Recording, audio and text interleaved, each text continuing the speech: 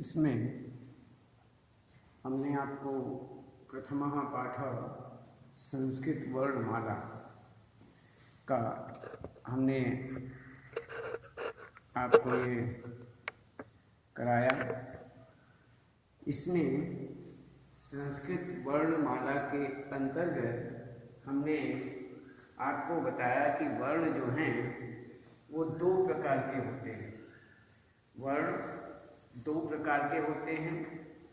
इसमें एक स्वर होता है, एक व्यंजन होता है।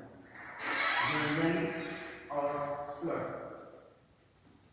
अब इसमें हमने आपको बताया कि व्यंजन जो हैं वे 13, स्वर जो हैं वे 13 होते हैं।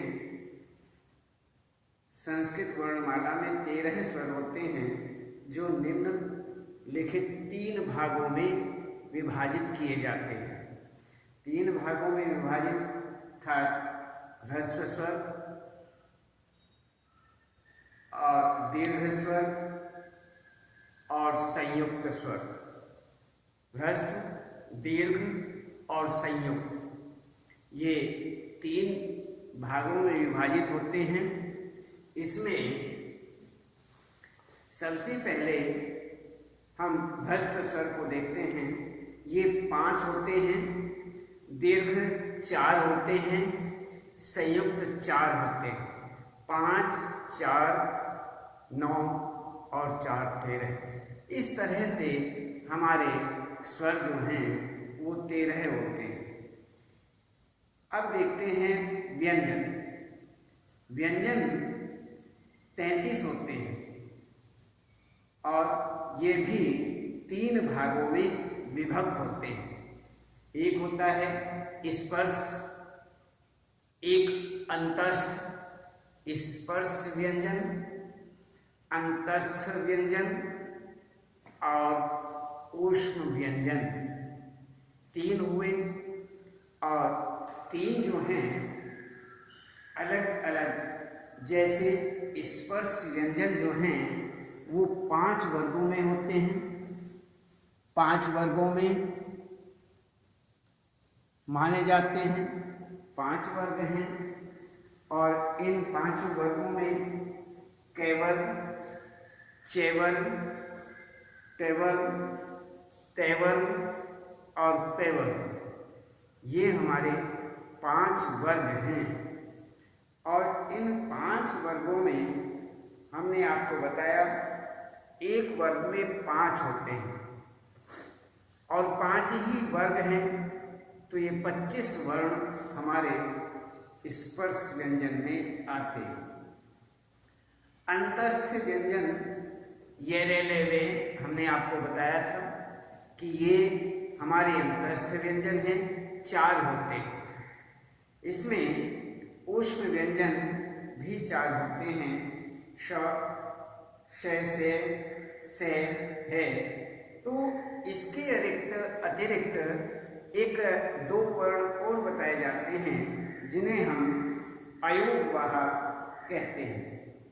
अयोगवाह है जिसमें हमने आपको बताया था एक अनुस्वार और विसर्ग, ये 2 आते हैं और अनुस्वार का चिन्ह ये होता है और विसर्ग का चिन्ह ये होता है।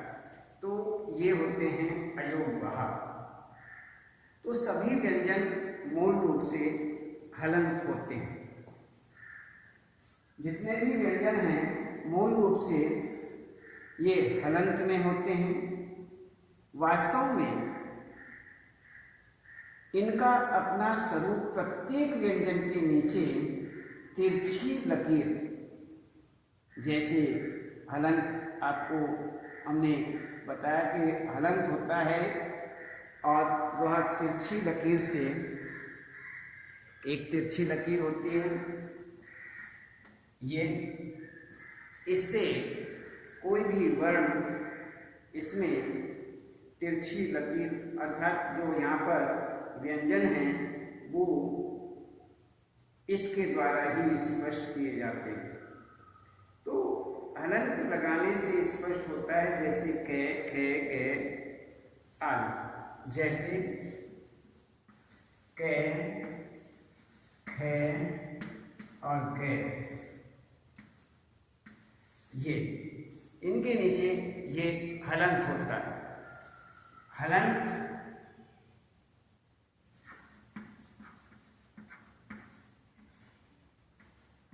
हलंत हर व्यंजन के नीचे हलंत होता है। स्वरों के बिना इनका उच्चारण न होने से इन्हें स्वरों के साथ ही लिखा जाता है। हलंत का लोप हो जाता है। जैसे हमने आपको ये बता दिया था कि कै में यदि ए जोड़ दिया जाए, कै ए बराबर कै, ये हमारा सही माना जाता है। हलंत है, इसमें ए जोड़ते हैं तो पूरा कै हो जाता है, अर्थात हलंत नहीं रहता है, हलंत हट जाता है। तो ये हुआ हमारा। इसी प्रकार से सभी हैं, कै जमा ए बराबर खे, ख, गे जमा ए ग। तो इस तरह से पूरे के पूरे वर्ण तैयार होते हैं। अब आगे देखते हैं हम संयुक्त वर्ण।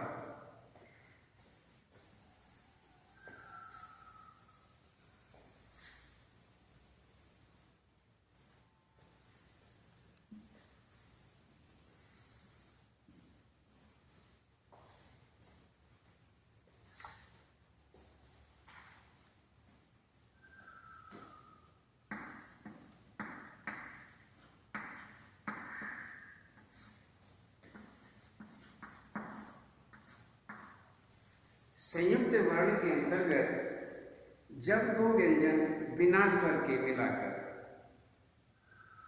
एक कर दिए जाते हैं तो वे संयुक्त वर्ण कहलाते हैं। जैसे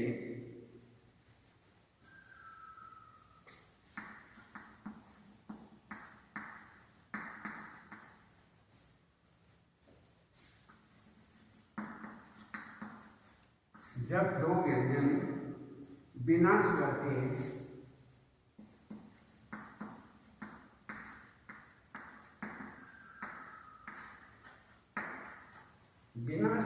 मिलाकर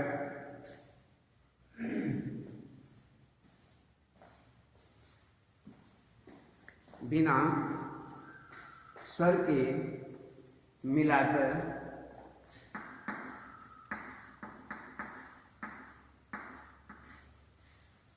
बिना स्वर के मिलाकर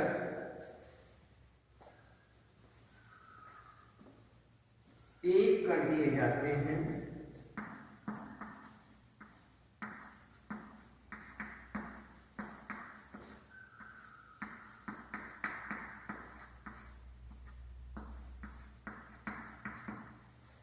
एक कर दिए जाते हैं तो वे संयुक्त वर्ण कहलाते हैं।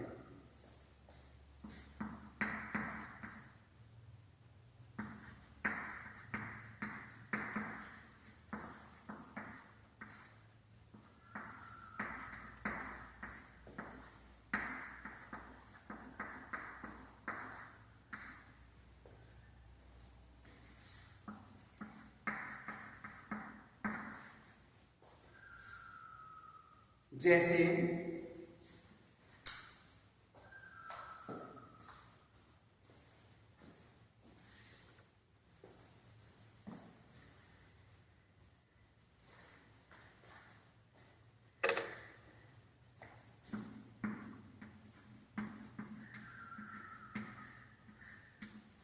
जैसे जे,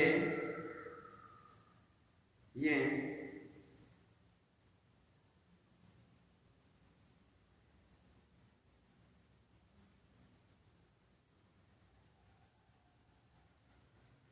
जब दो व्यंजन बिना स्वर के मिलाकर एक कर दिए जाते हैं तो वे संयुक्त वर्ण कहलाते हैं। तो इस प्रकार से यहाँ पर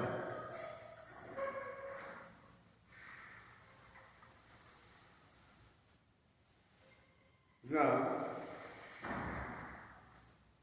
ते,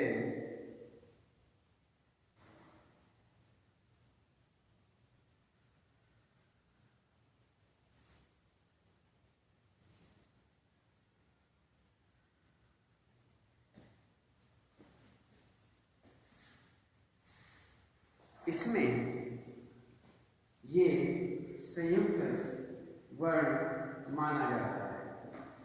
तो हम ये देखते हैं कि संयुक्त वर्ण जो हैं किस प्रकार से हमारे सामने संयुक्त वर्ण। तो यहाँ पर सारे के सारे वर्ण जो हैं इस तरह से आते हैं, जैसे जे, ये, जे,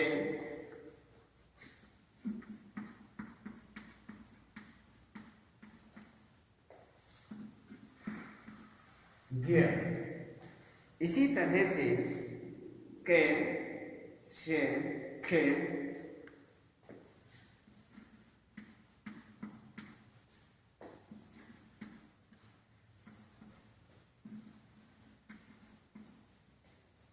खे, दे, ये, दे, दे, ये,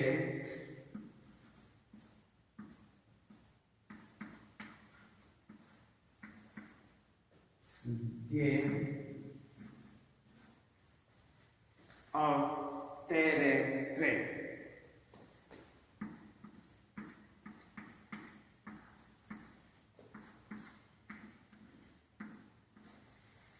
त्रे ये हुआ हमारा। तो इस प्रकार से यहाँ पर ये त्रे। तो अब हम देखते हैं जैसे ज्ञानी,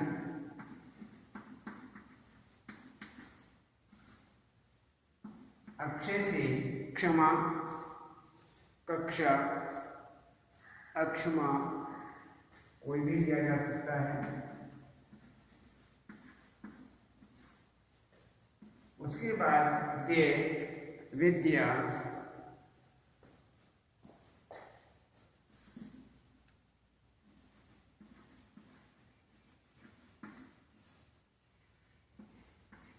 त्रे, मित्र, त्रिशूल,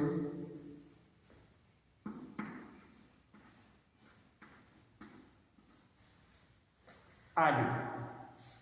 तो इस प्रकार से यहाँ पर संयुक्त वर्ण के अंतर्गत जब दो व्यंजन बिना स्वर के मिलाकर एक कर दिए जाते हैं तो वे संयुक्त वर्ण कहलाते हैं। जैसे जे, गे, जे, या, ज्ञ, ज्ञानी, के, क्षे, क्षे, कक्षा, दे, ये, ये, विद्या, ते, रे, त्र, मित्र। इस तरह से ये हमारे संयुक्त अक्षर के मध्य रखे जाते हैं। तो यहाँ पर हमने आपको बताया कि वर्णमाला के विषय में। अब हम देखते हैं वर्ण विच्छेद के विषय में कि वर्ण विच्छेद जो हैं इनका किस प्रकार से किया जाता है और वर्ण विच्छेद के विषय में कि वर्ण विच्छेद कहते किसे हैं।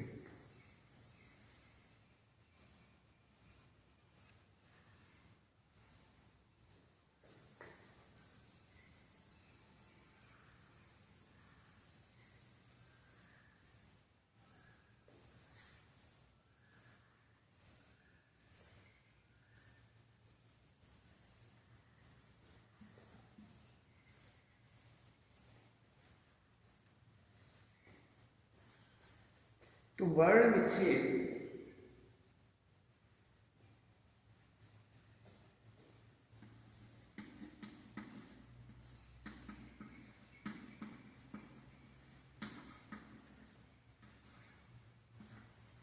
वर्ण विच्छेद, किसी शब्द के वर्णों को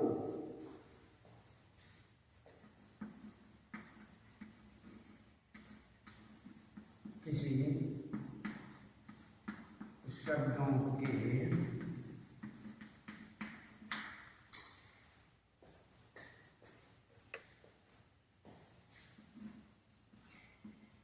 वर्णों को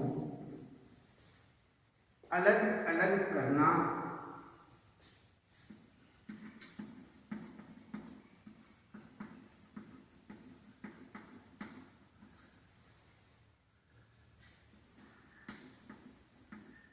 अलग अलग करना वर्ण विच्छेद कहलाता है।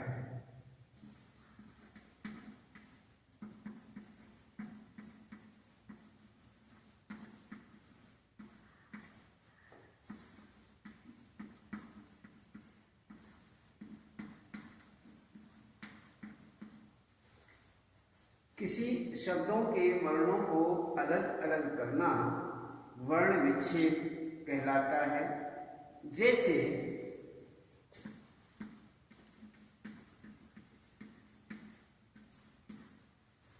जैसे कै, हमारे सामने एक है कमल, कै मैं ले कमल। अब कमल में सबसे पहले वर्ण आता है कै, क।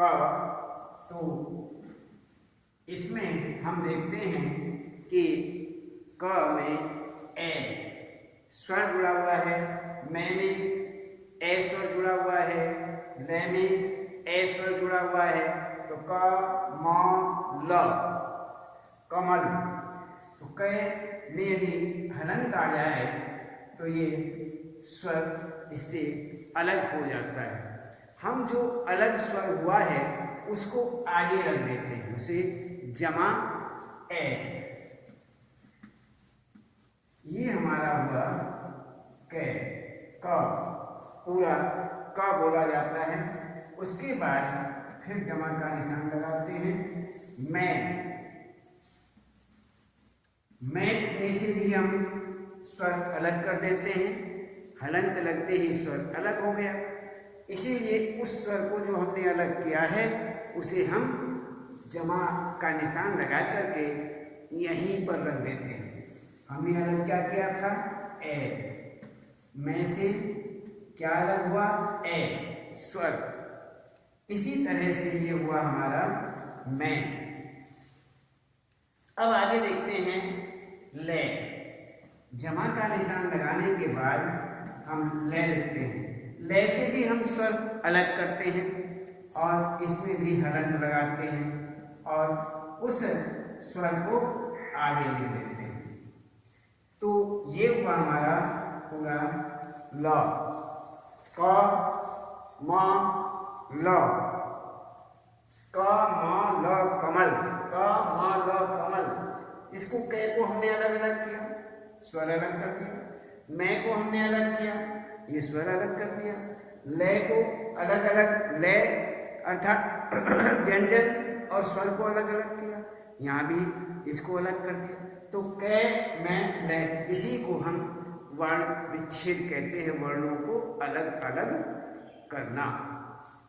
बस यही हमारा वर्ण विच्छेद कहलाता है। तथा अंत में जो अक्षर होता है उसी से अंत वाला वह शब्द कहलाता है। कमल शब्द के अंत में ए है, इसके अंत में क्या है, ए। कै के अंत में ए, मैं के अंत में ए, ले के अंत में ए। इसलिए उन्हें हम अलग अलग कर देते हैं, अर्थात स्वरों को अलग कर देते हैं। और इसमें एक होता है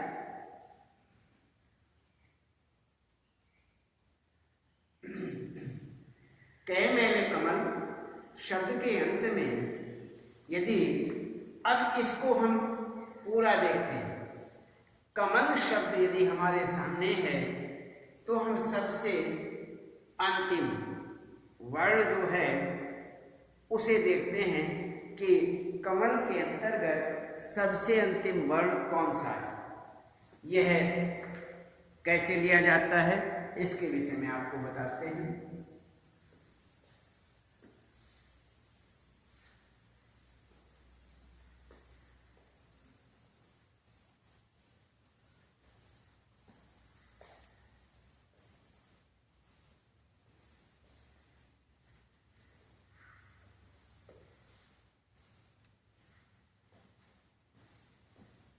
इसमें एक होता है अकारांत कहलाएगा।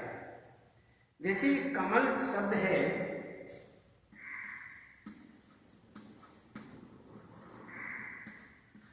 कमल, कै में ले कमल, तो कै में ले, अंतिम वर्ण जो है ले, इसमें कौन सा वर्ण जुड़ा हुआ है, हमें ये देखना कि कौन सा वर्ण है, और इस वर्ण के तहत ही हमें ये बात देखनी है।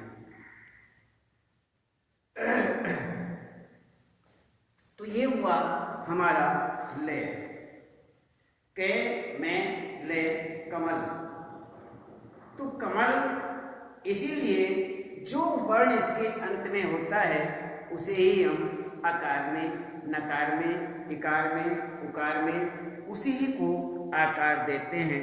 इसलिए इसको हम कहते हैं, यहां हुआ ए, तो ये हुआ हमारा आकार रांत।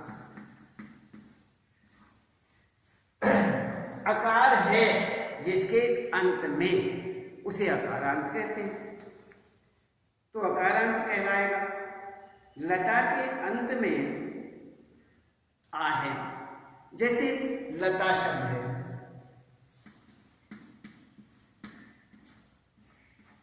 लता, लता इसके अंत में क्या है, आ,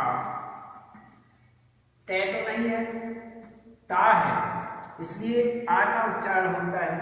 तो यहां पर होता है हमारा आकार रांत, इसको हम आकारांत कहते हैं। तो ये हुआ हमारा आकारांत। जैसे इसमें आ है तो वह आकारांत कहलाएगा। इसी प्रकार से ई में अंत होने वाले शब्द इकारांत कहे जाएंगे। इसी ही प्रकार ई जो है इकारांत तथा ऊ में अंत होने वाले उकारांत कहलाएंगे। तो इसी प्रकार से हम आपको ये बाद में बताएंगे। केवल आज इतना ही।